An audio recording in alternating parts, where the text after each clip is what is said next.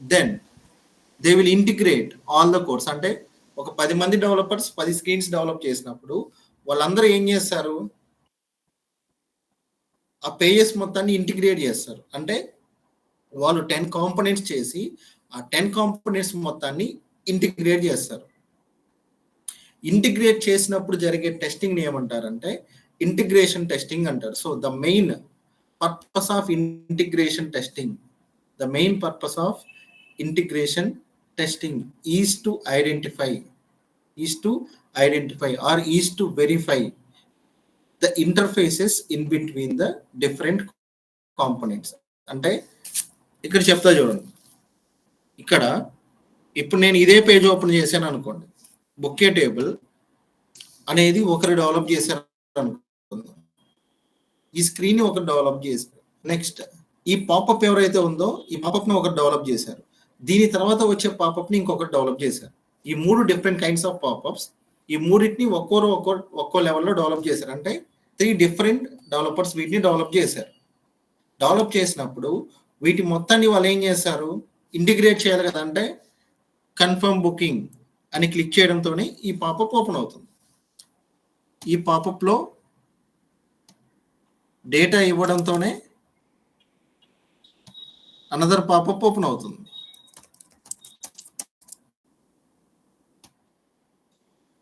Right, ఇక్కడ data enter చేసి send చేయడంతోనే another popup open అవుతుంది.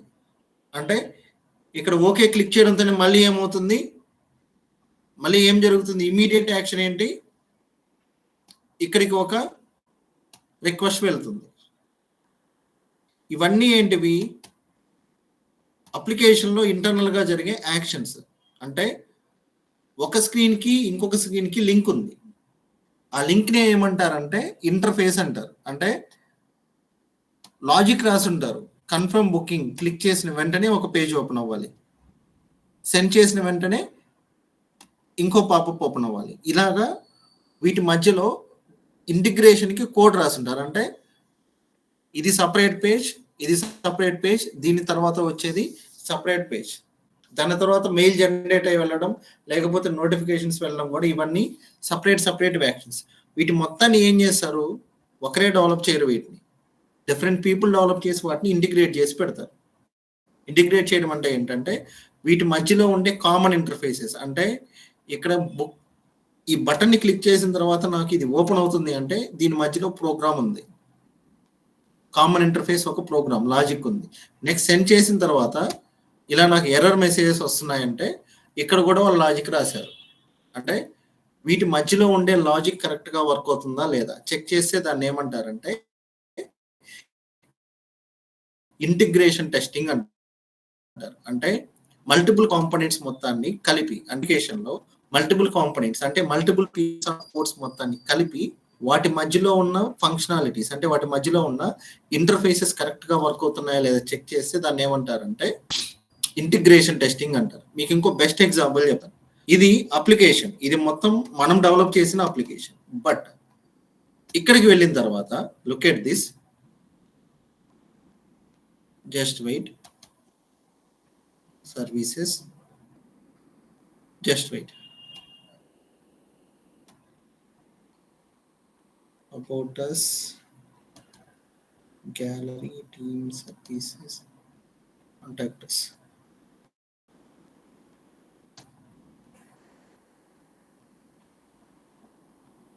Settings,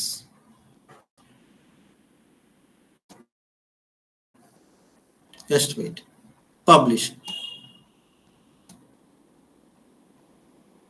The other difference, ఇది మీకు ఇంకా ఈజీగా అర్థం అవుతుంది.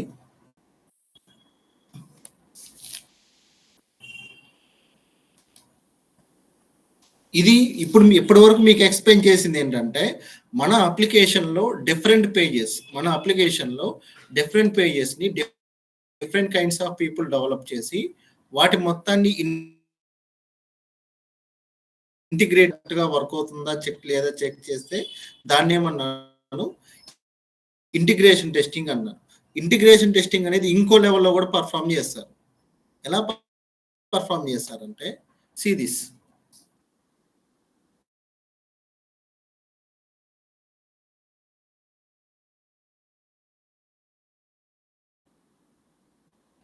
What is this?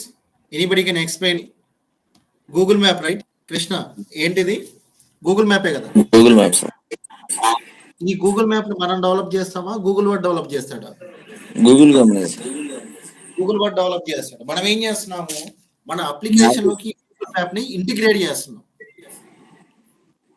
We are integrating this Google map to our application. ఒక స్క్రీన్ లో గూగుల్ మ్యాప్ ఏపీఐని యూజ్ చేసుకున్నా నేను. గూగుల్ మ్యాప్ ఏపీఐని నేను యూజ్ చేసుకున్నా. అంటే ఇక్కడ ఏం జరిగింది, నా అప్లికేషన్ కి ఇంకొక అప్లికేషన్ ఇంటిగ్రేట్ చేశా, అంతే కదా.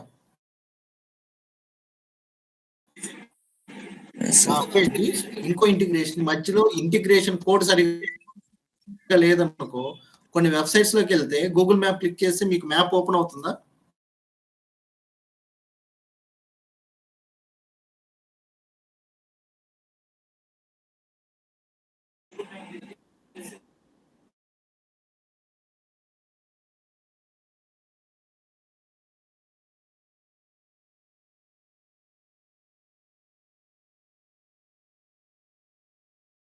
కొన్ని వెబ్సైట్స్ లో గూగుల్ మ్యాప్స్ మీకు కనిపిస్తూ ఉంటుంది, బట్ ఇక్కడ ప్రగతి నగర్ అని ఉంది, ఈ లొకేషన్ మీకు కనిపిస్తుంది. బట్ కొన్ని అప్లికేషన్స్ లో మీరు ఎగ్జాక్ట్ లొకేషన్ ఇచ్చినా సరే ఐడెంటిఫై అవ్వదు.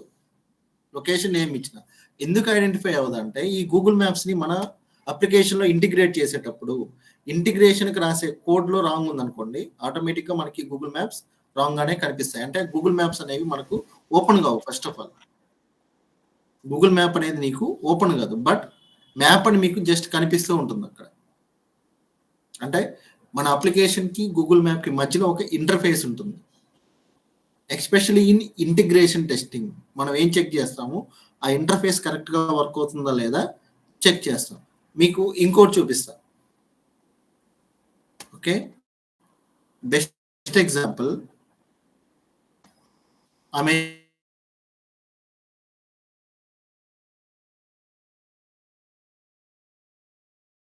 అమెజాన్ ఉంది.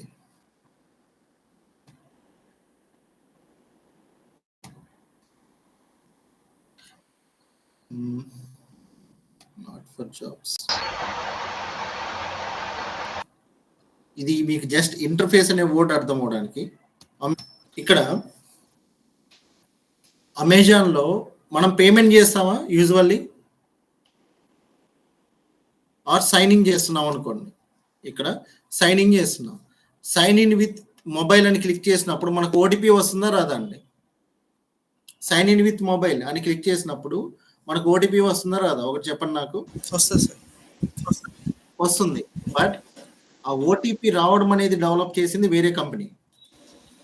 ఆ ఓటీపీ మనకి ఎలా వస్తుంది అంటే మొబైల్ ఆపరేటర్ ద్వారా వస్తుంది, కానీ అమెజాన్ వాడి వల్ల రాదు. మొబైల్ ఆపరేటరే మనకి సెండ్ చేయాలి ఏదైనా, ఓటీపీ అయినా ఏదైనా, రైట్?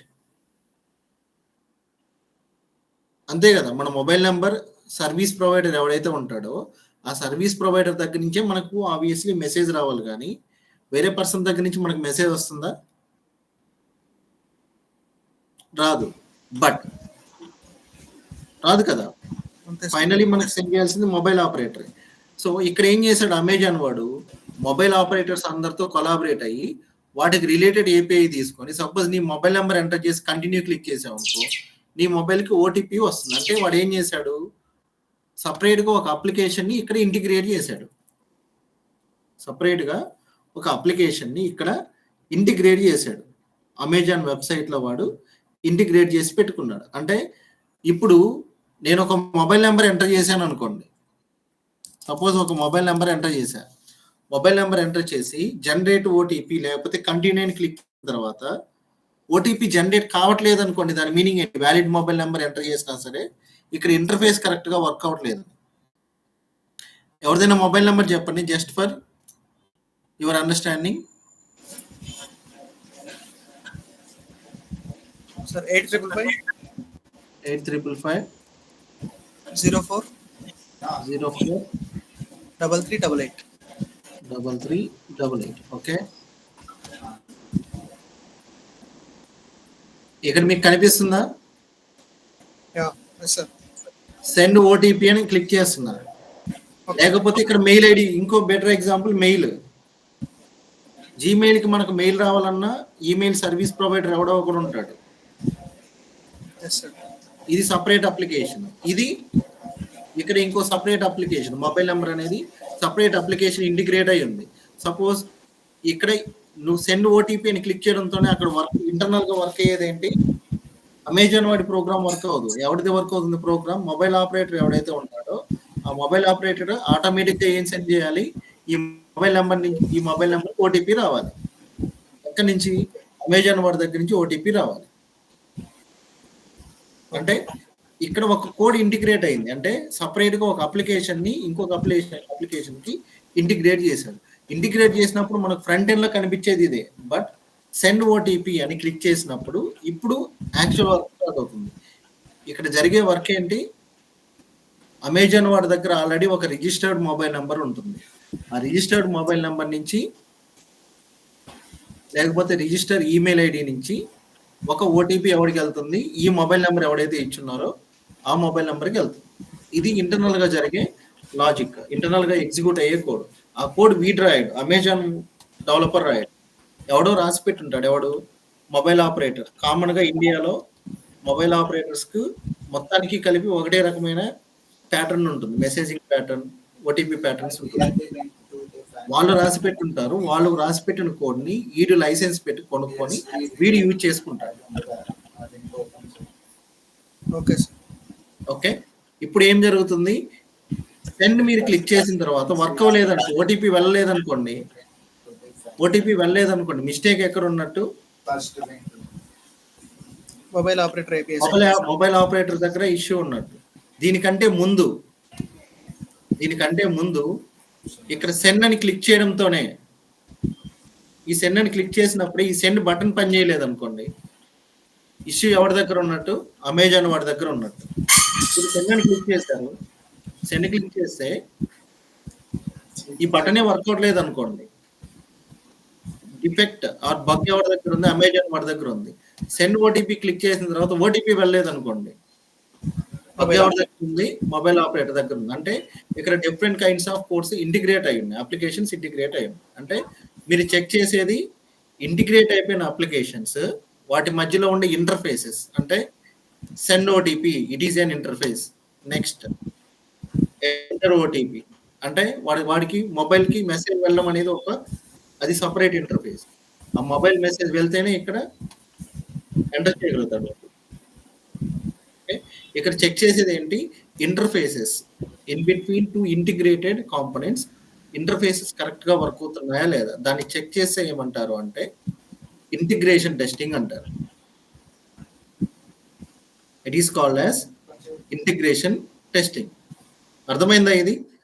అది ఒక సింగిల్ అప్లికేషన్ లో కావచ్చు, ఒక అప్లికేషన్ లో ఇంకొక అప్లికేషన్ ఇంటిగ్రేట్ అయ్యి ఉండి టెస్ట్ చేసినా కావచ్చు. That is called as actual integration testing. అర్థమైందా మీకు difference? Unit integration. Okay, unit testing అంటే ఏంటంటే ఒక డెవలపర్, మన కంపెనీలో ఒక డెవలపర్, వాళ్ళు డెవలప్ చేసిన కోడ్ ని యూజ్ చేసుకుని వాళ్ళు డెవలప్ చేసిన కోడ్ లో మిస్టేక్స్ ఏమైనా ఉన్నాయా లేదా, అంటే వాళ్ళు డెవలప్ చేసిన స్క్రీన్ లో ఏదైనా మిస్టేక్స్ ఉన్నాయా లేవా, ఇంటర్నల్ గా ప్రోగ్రామెటికల్ మిస్టేక్స్, లాజిక్స్ లో కానీ పార్ట్స్ లో కానీ బ్రాంచెస్ లో కానీ మిస్టేక్స్ ఉన్నాయా లేదా ఐడెంటిఫై చేస్తే దాన్ని ఏమంటారు? యూనిట్ టెస్టింగ్ అంటారు. ఇంటిగ్రేషన్ టెస్టింగ్ అంటే ఏంటంటే టూ సపరేట్ కోడ్స్ ని లేకపోతే టూ సపరేట్ కాంపోనెంట్స్ ని ఇంటిగ్రేట్ చేసినప్పుడు, ఈ ఇంటిగ్రేట్ చేయాలి అంటే వాటి మధ్యలో ఒక ఇంటర్ఫేస్ ఉంటుంది. ఆ ఇంటర్ఫేస్ కరెక్ట్ గా వర్క్ అవుతుందా లేదా చెక్ చేస్తే దాన్ని ఏమంటారంటే ఇంటిగ్రేషన్ టెస్టింగ్ అంటారు. ఓకే, దీనిలో డిఫరెంట్ లెవెల్స్ ఉన్నాయి. I will explain those levels later. But మీకు అర్థమయ్యే differences unit and integration testing everyone? Yes sir. Okay sir. Okay, so ఇది నేను చివరిలో ఎందుకు ఎక్స్ప్లెయిన్ చేస్తున్నానంటే ఇది ఎవరైనా ఫస్ట్ క్లాస్ లో ఎక్స్ప్లెయిన్ చేస్తారు. బట్ ప్రాక్టికల్ గా నేర్చుకోవాలంటే మీరు స్క్రీన్స్ చూసి నేర్చుకోవాలి. ఈ ప్యాటర్న్ లో నేర్చుకుంటే మీకు అది ప్రాక్టికల్ గా అర్థం అవుతుంది. ప్రాక్టికల్ గా ఇది జరిగేది ఇక్కడ ఆఫీసెస్ లో. ఓకే, థియరిటికల్ గా చెప్తే మీకు అది డెఫినేషన్ లెక్కే ఉంటుంది. సో యూనిట్ టెస్టింగ్ లో ఒక స్మాల్ కాంపోనెంట్ ని టెస్ట్ చేస్తారు. ఇంటిగ్రేషన్ టెస్టింగ్ లో ఇంటర్ఫేసెస్ చెక్ చేస్తారు. గుర్తుపెట్టుకోండి, ఇంటర్ఫేసెస్ బిట్వీన్ 2 కాంపోనెంట్స్ ని కరెక్ట్ గా వర్క్ అవుతున్నాయా లేదా చెక్ చేస్తారు. Got it? సో ఇవి స్టార్ట్ చేశానంటే ఒక 1 అవర్ అవుతుంది. But tomorrow I will explain this types. చూడండి, వీటితో పాటు మళ్ళీ వీటిలో డిఫరెంట్ అప్రోచెస్ ఉన్నాయి. Top down approach and bottom up approaches అని ఉన్నాయి. ఇంకా